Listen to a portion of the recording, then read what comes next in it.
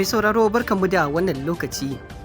Yau Lahadi 2 ga watan Nuwamban shekarar 2025 ga labaran duniya tare da ni Isa Sani Randawa daga nan Randawa Media Concept, sai ku biyo mu.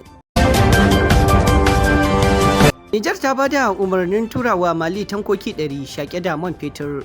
Shugaban mulkin sojin jamhuriyar Nijar Janar Abdurrahman Tani shine ya bayar da umarnin tura tankoki 100 shaƙe da man fetur zuwa ƙasar Mali don taimakawa mahukuntan wannan ƙasa da ke cikin ƙawancensu na AES magance matsalar ƙarancin man da suke fuskanta a 'yan kwanakin nan. Shugaban Najeriya Bola Ahmed Tinubu ya mayar da martani ga gwamnatin Amurka bayan ƙasar ta ayyana Najeriya a matsayin ƙasar da ake yi wa Kiristoci kisan gilla.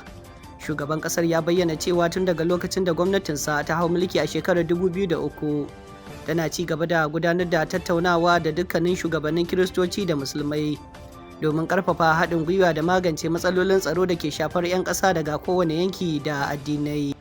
Rundunar 'yan sanda a Najeriya ta tabbatar da sace ɗan majalisa inda ta ce 'yan bindiga ɗauke da makamai sun afka gidan ɗan majalisa da ke ƙaramar hukumar Bagudo inda suka sace shi jim kaɗan bayan ya kammala sallar isha'i. Sama'ila Bagudo da shine 'yan bindiga suka sace kuma shine mataimakin kakakin majalisar jihar Kebbi.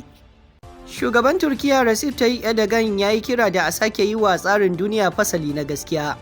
Yana mai cewa duniya ta fi gaban ƙasashe 5 yayin da aka buɗe taron TRT World Forum a Istanbul, inda ya yi jinjina ga 'yan jaridar da aka kashe a Gaza. To ƙarshen labarun da muka yi muku tanadi a wannan rana kenan.